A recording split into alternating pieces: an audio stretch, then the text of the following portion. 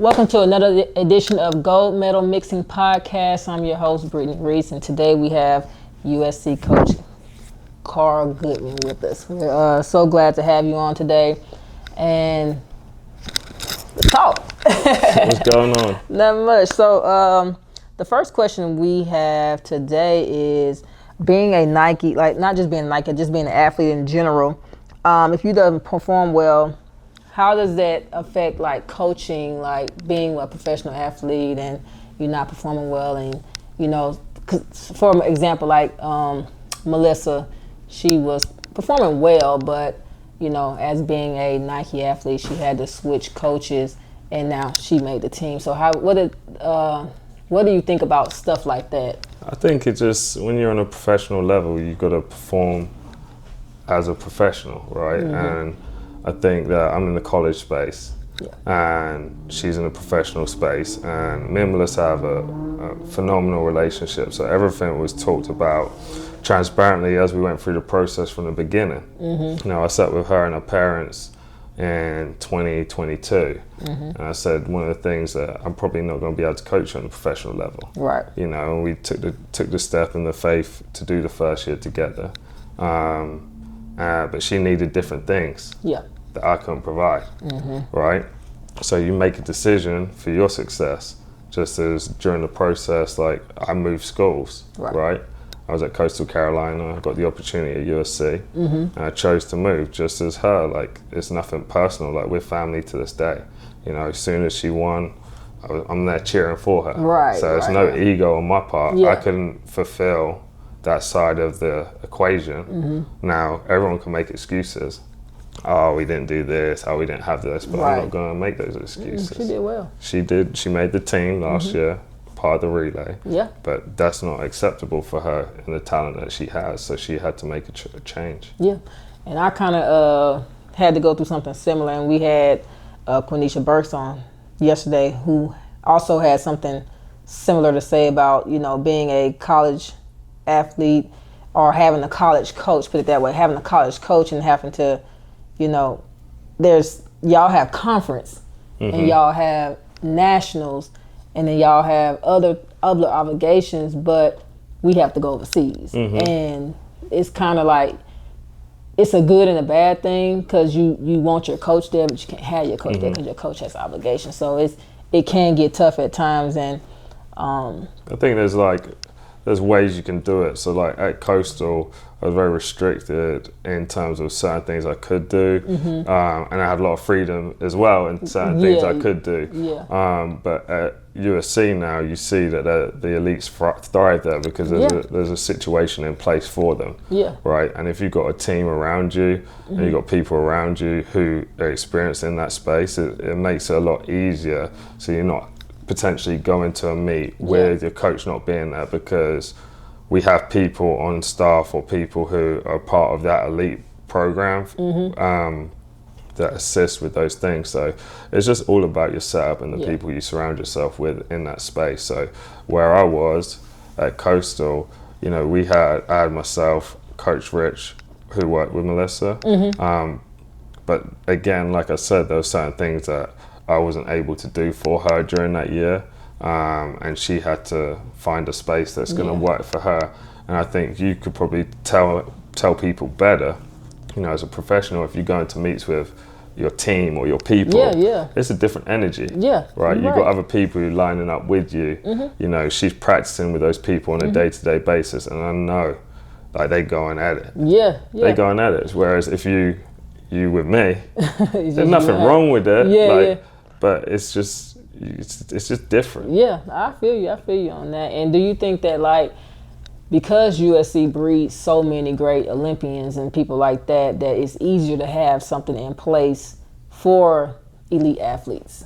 This is my first year here, so I'm really just learning it for the first year. But it's just what they do. I know they breed athletes. They breed them, and Michael Norman and all them was down. I don't know if they're still there now, but they were down there and stuff. So there's Michael, Rye, Kendall. We got an 800-meter guy, Isaiah Jewett, Sammy Watson. They all work with the coaches in those event areas. So and they're doing it at a real high level. Yeah. You know, Fred's down there. So, okay. you know, working with Coach JB. Okay. So it's like, it's just what they do. So it's a system in place instead of, you know, you just trying to figure it out on the fly. Yeah.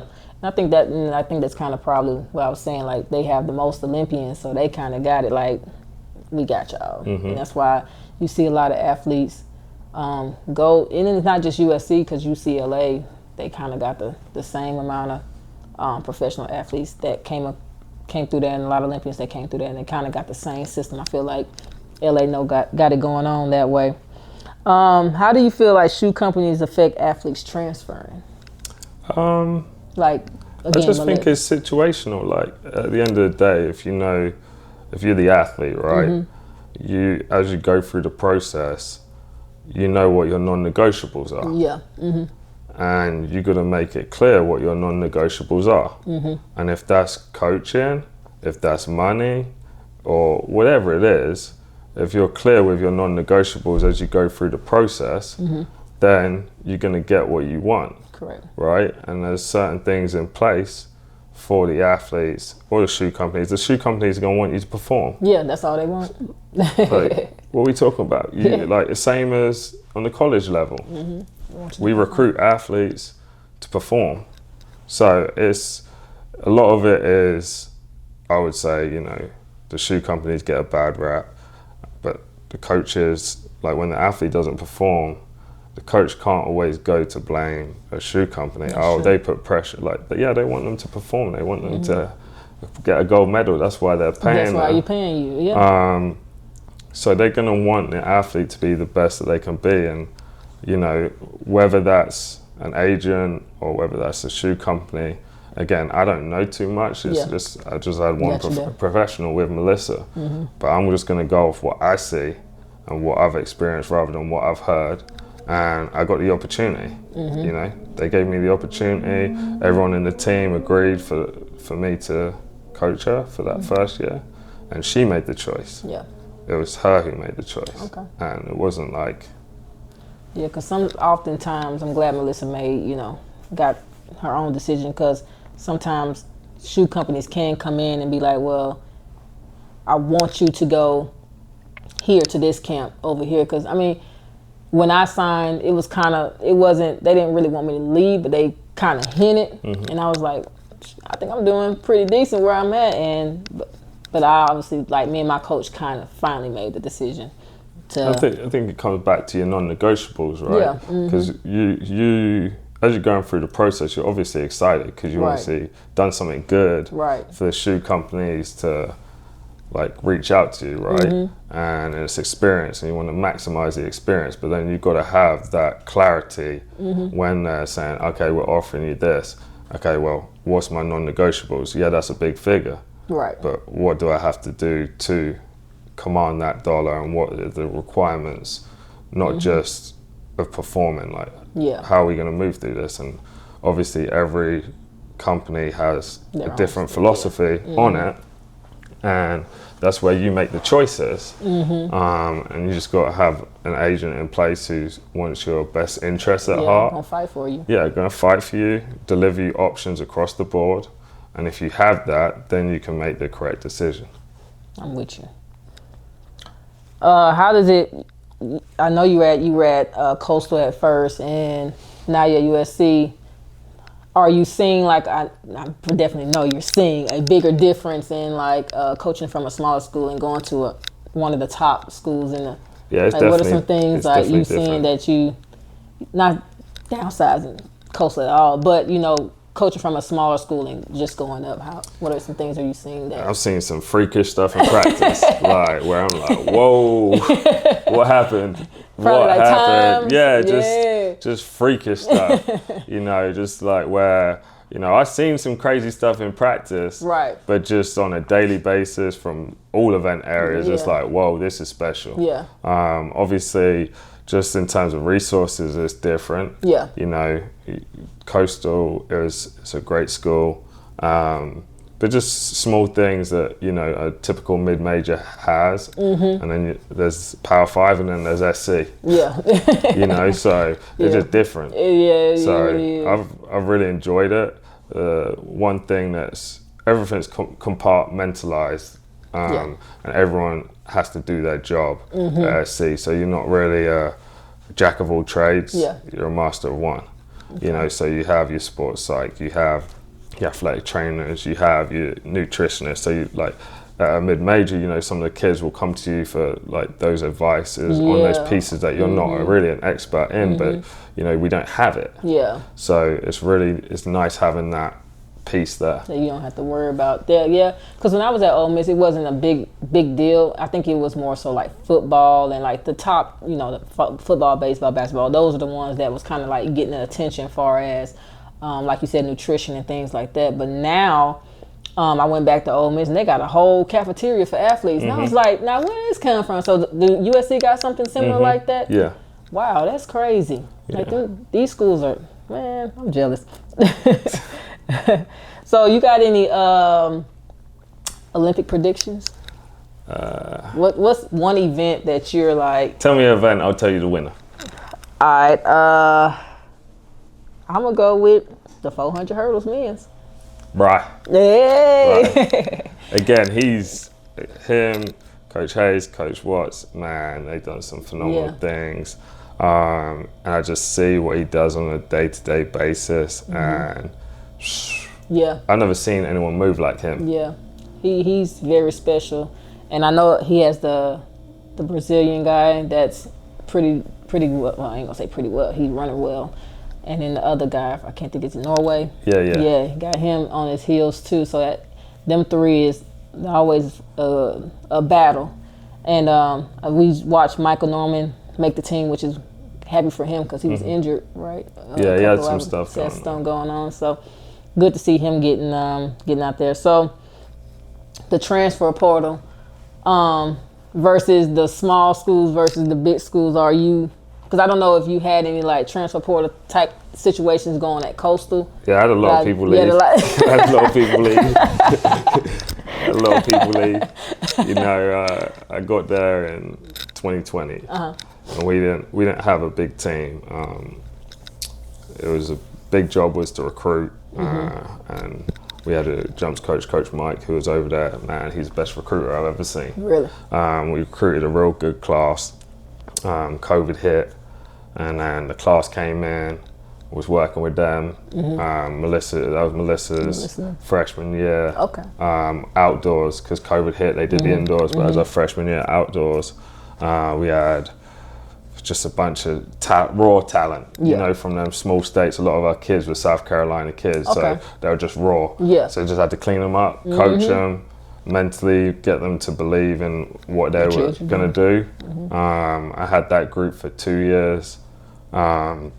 At the end of that 2 years, Melissa went pro, and then 2 of those athletes, part of that crew, they got in the portal and left. Then had the under 20 champ in the 400. She got in the portal and left. Had the following year, had another 2 athletes who did pretty good. They got in the portal and left. So I got frustrated with that. Yeah. Because I know what's going on. We ain't stupid. Yeah. I was about to ask you, do you think, I know in football, the track, do they have like some little tampering going on the same way? Yeah. I figured. I think a lot of it also is just the reality, right? When you reflect as a coach, you know, you can be hurt by it. You're like, man, this wasn't the way it should have been done, or this isn't it. But if you look at what the other schools have, you know, you can't resent them in the end. Can't blame like, them. I can't blame them in the end, because at the end of the day, I made a move too. Yeah. Right, I wanted to stay at Coastal. I had no desire to leave Coastal, but it just got to the point where I had to. Yeah, it's a business. So there's a whole lot going on. Yeah, it's more so now it's like a business, like, and I feel bad for a lot of smaller schools because these kids, they'll go win their conference and things like that, and then like a SEC school or a Pac-10, Pac-12 school will be like, let's go get them because we know we can offer them more and help them out more. And kind of sucks for the small school because like, dang, I'm the one who got you here. Like, yeah, it's like now I'm on the other side. Yeah, now. And now you're on the other side. I can honestly say that I haven't done what was done to me because it's just not cool. Yeah. I think a lot of the stuff in the background is like parents wanting their kids to move to those schools. Like, you always think that it might potentially be coaches tampering, but the parent, like as a parent, you always think the best of your kid, right? Right. So you're thinking, okay, they got to Coastal, let's say. Right. Oh, they're doing really good at Coastal. Well, let's just say they're a Texas fan or a South Carolina fan. They're gonna want that baby at that school. Or closer if they had to go far off. So it's a whole lot that goes into it. I figured like a lot of parents, and I'm in a high school setting, and I know how, parents are already, why my baby ain't doing this, or I want my child to long jump. And I was like, I don't want to be mean, but your baby can't run, can't really long jump the way you think I need them to long jump. But and I'm pretty sure it's kind of like that. And when they go to college too and getting a transfer portal, I do see a lot of parents are involved, and it could be good and it could be bad at the same time. What do you think about USC moving to the Big Ten? I think it's going to benefit us a lot because we got an indoor conference championship now, which we didn't have in the Pac-12. But it's track and field. You go to the meets that you want to go to during the regular season. I just hope and pray that they pick a warm state for the outdoor championship. But we were in Colorado for Pac-12s this year for the championship. It was cold. It was cold on one of the days, but then it was really nice on the other day. So, just pray for good weather, and it doesn't matter where the track meet is. Probably going to just stay like more close, because if you was to go, fly way over that way just to have that's the only thing I was more concerned. It really doesn't affect track as much. Yeah. Probably more so the football and the basketball, because those are the ones they got to go back to back in conference games. So, I feel like it'll be a good move for everybody, though. I hopefully see it be good for y'all. So, what about the House versus the NCAA settlement? Oh, I don't even look into it. I've been so busy. I'm worried about coaching. And I got you. So I haven't looked into it at all, to be honest with you. Cool. So, with that being said, what are you looking forward to? Y'all got Michael Norman? So are you going to be in Paris and things like that? I'm not going to be in Paris unless one of the 200-meter girls make the team. So really it's just setting up for next year and the recruiting class that we got coming in. Just making sure that everything's lined up for them to be successful when they get here. And just everything's going to be pretty much. How many people are y'all bringing in this year? It's a big group. Really? Yeah, nice. Big group. In the short sprints, I think we got seven girls coming in on my side. I think on the men's short sprints, we got 5. We got jumpers. We got a real good sprinter jumper, a young lady called Avery Lewis. She does both. Wow. She's gonna be She's gonna be a big piece. You know, so got a real nice group coming in the jumps, the sprints. We got a couple of throwers, so it's going to be a really well-rounded team. Y'all going to be more so rebuilding, or y'all just adding? Oh, we reloaded. We just loading up on people. So a lot of the people are going to be returning. So a lot of our points at the NCAA meet are returning. Like on the men's side, I think we only losing 1, and we came 3rd. So it's going to be pretty scary. Yeah. And then on the women's side, we got majority of the ladies returning, but then we signed the #1 recruiting class in the nation. There you go. So it's going to be fun. USC always get the good athletes.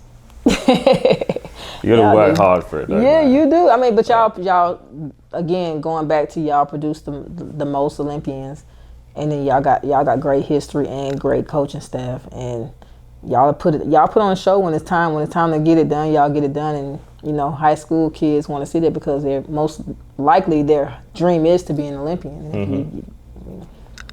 USC. I got a question. You ever seen LeBron James' son walking? Nah, I haven't. I seen Juju though. I seen Juju. I'm a fan. But I kind of just stay in my own space. Yeah. It's like the track. the house, you know. So I'm not really moving around campus that much. I went to football games because of recruiting, but I didn't go to any games like basketball. I really wanted to go see the women's basketball team, because they were doing their thing this year. Their thing. So that was the one that I regret not going to. Yeah. But other than that, I didn't really do anything. You got time, because she's still there. She's gonna be there a while. Yeah. And I saw that they grabbed some more kids out the portal, so that they're gonna be locked and loaded. I can see another Final Four for them. So yeah. It's going to be cool. Special. Like we sometimes get an opportunity to like meet as all staff and just hearing the stories behind the scenes of how they were successful and what they've done to be successful. It's been really cool. That's pretty dope. Yeah, it's been cool. Okay, cool. Well, I appreciate you coming on. Appreciate it. Answering our questions. All right, thank you. That's another episode of Gold Medal Mixing Podcast. Please follow us on Instagram, X, YouTube, and Facebook. Thank you.